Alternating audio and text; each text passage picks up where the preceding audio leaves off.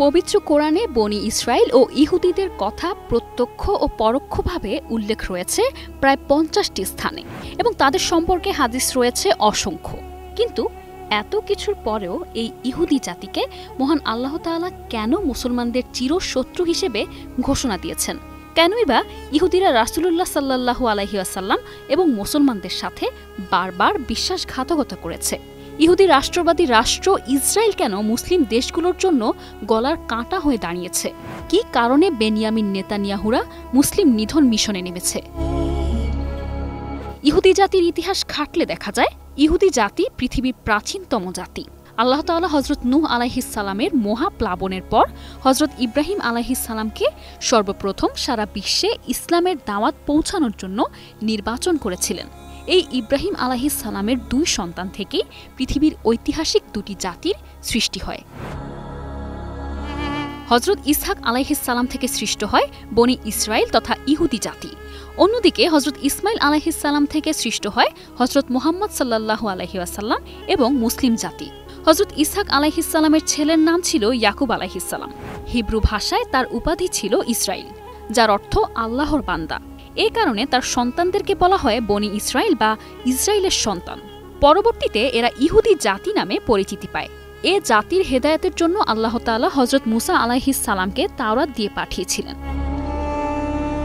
তাওরাত ধ্বংস হয়ে যাওয়ার পর হযরত উজাইর আলাইহিস সালাম তার লোকদের কাছ থেকে শুনে শুনে পুনরায় লিপিবদ্ধ করায় ইহুদিরা তাকে আল্লাহর সন্তান বলে অভিহিত করে এবং শিরকে লিপ্ত হয়। এমনকি তাদের বিশ্বাস ইব্রাহিম আলাইহিস সালাম ইসমাইল আলাইহিস সালামকে নয়, বরং ইসহাক আলাইহিস সালামকেই কুরবানি করার জন্য আদিষ্ট হয়েছিলেন। এদিকে অন্যান্য সকল আসমানি কিতাবের ন্যায় ইহুদিদের ধর্মগ্রন্থ তাওরাতেও শেষ নবী হযরত মুহাম্মদ সাল্লাল্লাহু আলাইহিস সালামের আগমনের সুসংবাদ উল্লেখ ছিল। সে অনুযায়ী ইহুদিদের কর্তব্য ছিল হযরত মুহাম্মদ সাল্লাল্লাহু আলাইহিস সালামের অনুসরণ করে মুসলিম হয়ে যাওয়া। কিন্তু তারা মুসলমান তো হয়নি, বরং ইসলাম ও শেষ নবীর বিরুদ্ধে হিংসা ও ক্রোধে জ্বলে পুড়ে মরতে থাকে। ইহুদিদের ধারণা ছিল তাদের কওম বনি ইসরায়েলে শেষ নবীর আগমন ঘটবে, তাই তারা কিছুতেই মক্কার ইব্রাহিম আলাইহিস সালামের বংশের ইসমাইলি ধারার কুরাইশ বংশে আখিরি নবী হযরত মুহাম্মদ সাল্লাল্লাহু আলাইহি ওয়াসাল্লামের আগমন সহ্য করতে পারেনি। নবী করিম সাল্লাল্লাহু আলাইহি ওয়াসাল্লামের জন্মের দিন থেকে শুরু হয় ইহুদিদের ষড়যন্ত্র। মদিনায় নবীজি হযরত মুহাম্মদ সাল্লাল্লাহু আলাইহি ওয়াসাল্লাম যখন হিজরত করেন, তখন তিনি সেখানকার ৩টি ইহুদি গোত্রের সঙ্গে শান্তি চুক্তি করেন। কিন্তু তারা কি করল? বনু কানুইকা মুসলিম নারীকে অপমান করে যুদ্ধ বাধায়। বনু নাজির নবীজিকে হত্যার চেষ্টা করে গোপনে। আর বনু কুরাইজা খন্দকের যুদ্ধে যখন মুসলমানরা চরম সংকটে, তখন তারা পেছন থেকে আক্রমণের পরিকল্পনা করে। এই ৩টি গোত্রই চুক্তিভঙ্গ করে এবং মহানবীর সাথে একাধিকবার বিশ্বাসঘাতকতা করে। এ কারণে মহান আল্লাহ তাআলা সূরা মায়েদার ৮২ নম্বর আয়াতে ইরশাদ করেন, অবশ্যই তুমি মানুষের মধ্যে ইহুদি ও মুশরিকদেরকে মুসলিমদের সাথে অধিক শত্রুতা পোষণকারী হিসেবে দেখতে পাবে, আর তুমি মুসলমানদের সঙ্গে সম্প্রীতির ক্ষেত্রে সর্বাধিক নিকটবর্তী পাবে তাদের যারা বলে আমরা খ্রিস্টান। আয়াতের ব্যাখ্যায় তাফসিরের কিতাবে লেখা হয়েছে, ইহুদিদের মধ্যে একগুয়েমি, হঠকারিতা, সত্য থেকে মুখ ফিরিয়ে নেয়া, দাম্ভিকতা ও গর্ব এবং জ্ঞানী ও ঈমানদারদেরকে অবজ্ঞা করার প্রবণতা সেই শুরু থেকেই ব্যাপকভাবে প্রচলিত।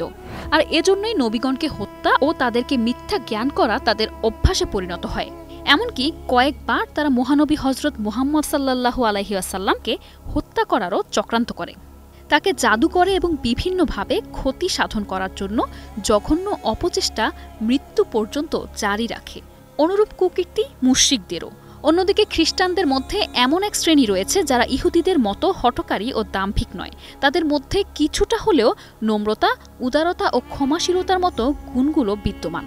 সে কারণে তুলনামূলকভাবে খ্রিস্টানদেরকে মুসলমানদের সঙ্গে সম্প্রীতির ক্ষেত্রে সর্বাধিক নিকটবর্তী বলে অভিহিত করা হয়েছে। তবে কোরআনের বর্ণনা অনুযায়ী খ্রিস্টানদের সাথে মুসলমানদের সম্প্রীতির কথা থাকলেও এখানেও হস্তক্ষেপ করে ইহুদিরা। মুসলমান ও খ্রিস্টানদের মধ্যে ঢুকে কুমন্ত্রণা দিয়ে তাদের বিভিন্ন সমস্যায় নিক্ষেপ করে ঘোলা পানিতে মাছ শিকারের চেষ্টা চালায় এই অভিশপ্ত জাতি।